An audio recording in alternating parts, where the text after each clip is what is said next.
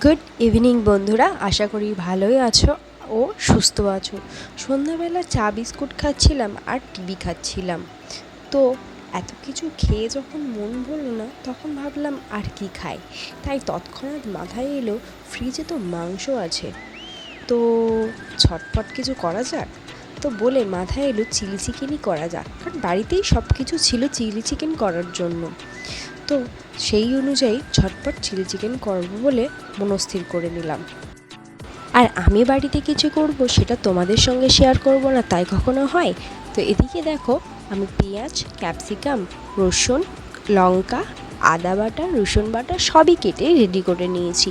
এবার আমি করব মাংসটা ম্যারিনেট করার জন্য প্রথমে নেব রসুন বাটা, আদা বাটা, অল্প একটু লেবুর রস, তোমরা চাইলে ভিনিগারও দিতে পারো, আর গোলমরিচ গুঁড়ো দিয়ে ভালো করে ম্যারিনেট করে নেব।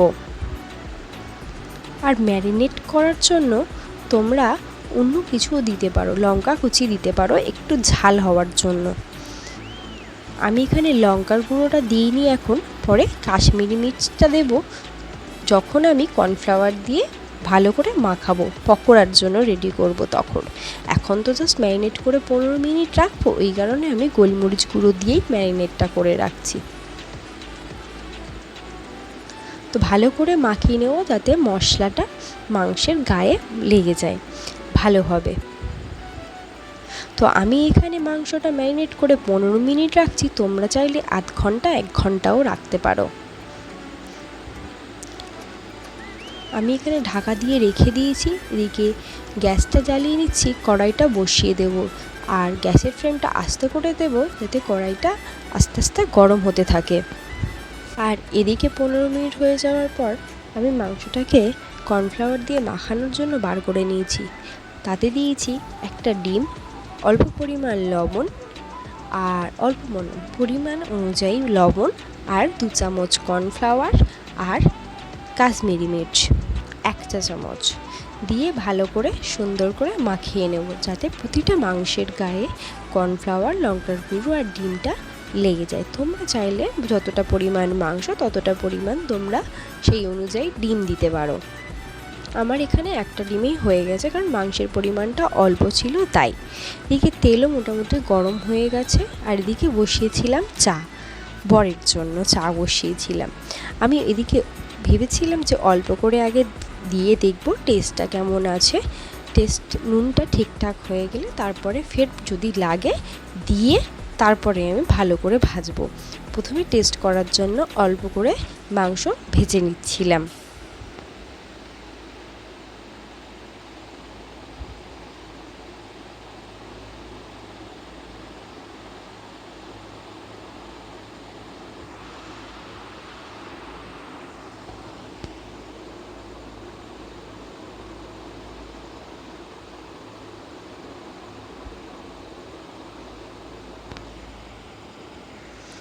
ভেজে নেওয়ার পর এদিকে আমার চাটাও হয়ে গেছে।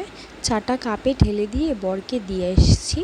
আর ওদিকে দেখলাম যে পকোড়াটা মোটামুটি হয়েই এসছে, সিদ্ধ তো হয়ে গেছে, শুধু একটু লাল হতে বাকি।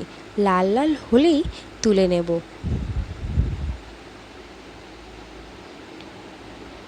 তো ভালো করে উল্টে উল্টে দিলাম, যেদিকে একটু কাঁচা কাঁচা আছে সেদিকটায় দিলাম। তো একটু রাখার পরেই সঙ্গে সঙ্গে লাল হয়ে গেল। লাল হওয়ার পর তুলে নিলাম, নিয়ে এরমভাবেই সব পকোড়াগুলো ভালোভাবে ভেজে নিলাম।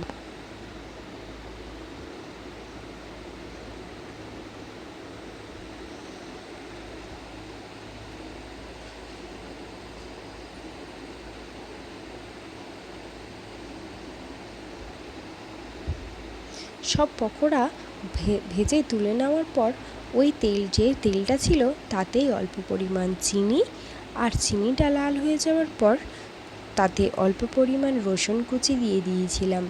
রসুনটা হালকা ভাজা ভাজা হয়ে যাওয়ার পর পেঁয়াজ কুচি দিয়ে দিয়েছিলাম। আর পেঁয়াজ কুচি দিয়ে দেওয়ার পর পেঁয়াজের উপরে একটু লবণ ছড়িয়ে দিয়ে দিয়েছিলাম, যাতে পেঁয়াজটা তাড়াতাড়ি সিদ্ধ হয়ে যায়। পেঁয়াজটা একটু লাল লাল করে ভাজা হয়ে গেলে তার উপরে ক্যাপসিকাম দিয়ে দিয়েছিলাম।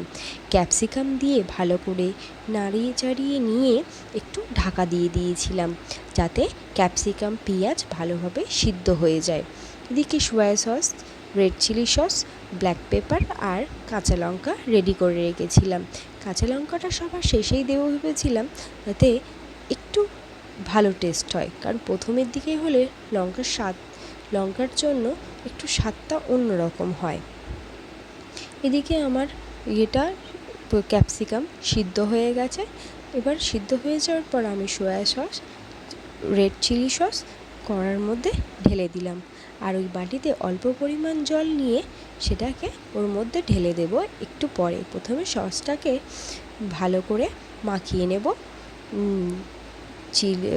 তোমার সবজির সঙ্গে। তারপর জল ঢেলে দিলাম, দিয়ে ভালো করে নাড়িয়ে ছাড়িয়ে এবার যতটা পরিমাণ গ্রেভি করতে চাও ততটা পরিমাণ তোমরা জল দেবে। আমাদের ফ্যামিলি মেম্বার অনুযায়ী আমি এখানে 2 বাটি জল দিয়েছিলাম, আর তার আগে দিয়ে দিয়েছিলাম অল্প একটু কাশ্মীরি মির্চ। তোমরা চাইলে নাও দিতে পারো। তো এদিকে ভালো করে ফুটে ওঠার পর জল ঢেলে দিলাম। জলটা ফুটে ওঠার পর আমি মাংসগুলোকে ঢেলে দেব।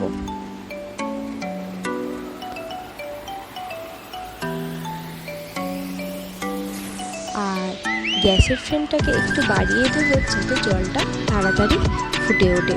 এদিকে দেখো ফুটে উঠেছে, আর আমি মাংসগুলো ঢেলে দিচ্ছি, দিয়ে ভালো করে মাখিয়ে নেব। খুন্তি দিয়ে ডুবিয়ে দেবো মাংসগুলো, দিলে যাতে মাংসের ভিতরে পর্যন্ত গ্রেভিগুলো ঢোকে। আর এদিকে আমি বাটিতে কর্নফ্লাওয়ার গুলে রেখেছিলাম ঝোলটা গাঢ় হওয়ার জন্য, আর সেইটা ফুটন্ত জলে দিয়ে দিলাম। যতক্ষণ না ফুটবে ততক্ষণ তো তোমরা ওই কর্নফ্লাওয়ারটা দেবে না। দেখতে পাচ্ছ কর্নফ্লাওয়ার দেওয়ার সঙ্গে সঙ্গে ঝোলটা কি সুন্দর গাঢ় হয়ে গেল। এদিকে কিন্তু আমার ফুটে ওঠার পর আমি অল্প পরিমাণ একটু গোলমরিচ গুঁড়ো দিয়ে দিয়েছিলাম। আমার চিলি চিকেন তো রেডি। তোমাদের কেমন লাগলো সেটা